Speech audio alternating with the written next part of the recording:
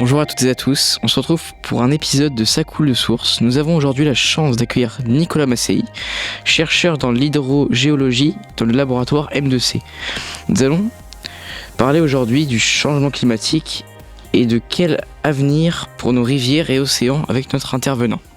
En ce moment, nous entendons parler du réchauffement, du changement climatique.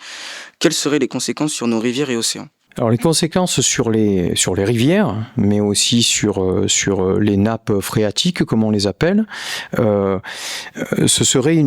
y aurait deux types de conséquences. Il y aurait des conséquences sur les niveaux moyens et sur les niveaux extrêmes. Alors, qu'est-ce que j'entends par niveau extrême ? On pourrait s'attendre, si le réchauffement se poursuit, par exemple, que les températures soient de plus en plus fortes. Lorsque la température est élevée, il y a plus d'évaporation. Il peut y avoir plus d'évapotranspiration, c'est-à-dire il peut y avoir plus de consommation de l'eau par la végétation, qui ensuite la transpire vers l'atmosphère. Et donc, in fine, c'est moins d'eau disponible dans les rivières et c'est moins d'eau disponible dans les nappes. Donc, c'est une baisse des quantités d'eau disponibles, une baisse des débits des rivières, une baisse des niveaux de nappe. Mais à contrario, on peut aussi avoir, sous l'effet d'une augmentation de la température, plus d'évaporation au niveau de l'océan. Donc ce sont des effets un peu contradictoires, mais plus d'évaporation sur les océans, ça veut dire plus d'eau dans l'atmosphère, ça veut dire aussi des modifications de la circulation atmosphérique, donc ça c'est un petit peu compliqué, mais c'est un phénomène important, et ça veut dire des précipitations qui se produisent différemment, par exemple, qui au lieu de tomber au cours de l'année de manière un peu constante, un peu uniforme, vont tomber subitement sur des périodes courtes. Et quand c'est le cas, l'eau ne peut pas s'infiltrer, par exemple, elle ne fait que ruisseler et elle peut éroder les sols ou créer des événements extrêmes de crues et des inondations.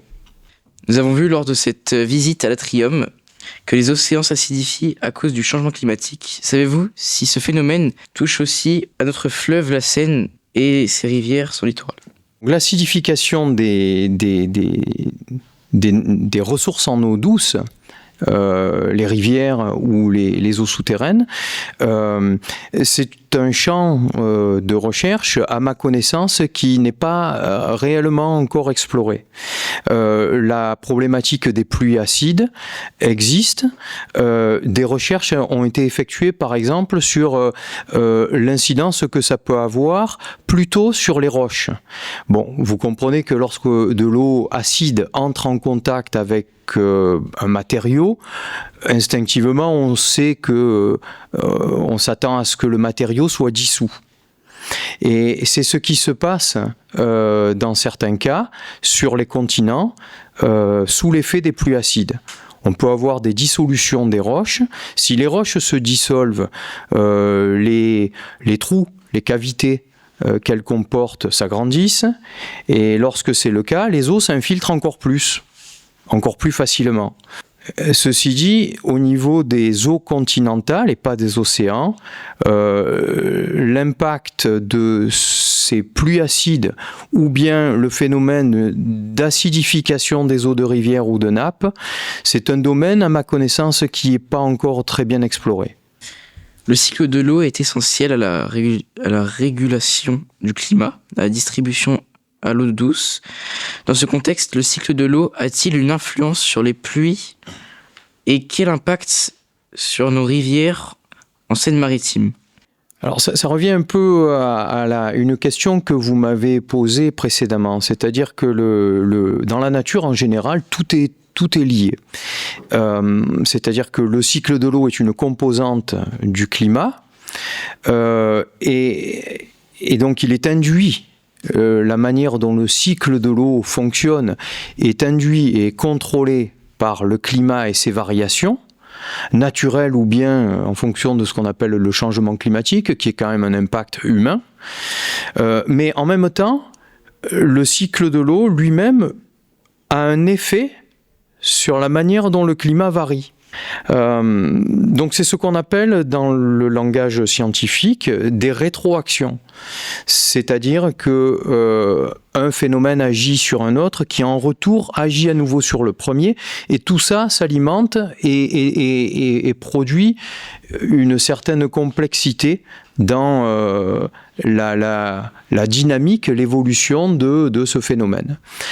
Donc un des phénomènes attendus sur des variations climatiques et du rôle du cycle de l'eau dans les variations climatiques et inversement, par ces effets de rétroaction, c'est pas forcément des effets de tendance au sens il y aura de moins en moins d'eau, il y aura de plus en plus d'extrêmes, etc. C'est pas aussi simple que ça.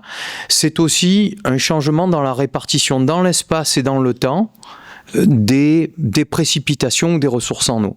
C'est-à-dire des endroits où il pleuvait pas et où donc rien n'est adapté, où il se met à pleuvoir, des endroits où il pleuvait et où il n'y a plus d'eau, des périodes pendant lesquelles les pluies tombent alors que normalement elles devraient être réparties sur de plus grandes périodes.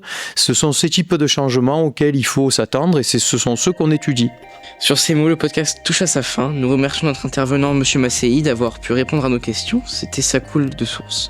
Pour en apprendre plus sur l'eau, le climat et ses enjeux, n'hésitez pas à découvrir nos autres émissions sur le sujet.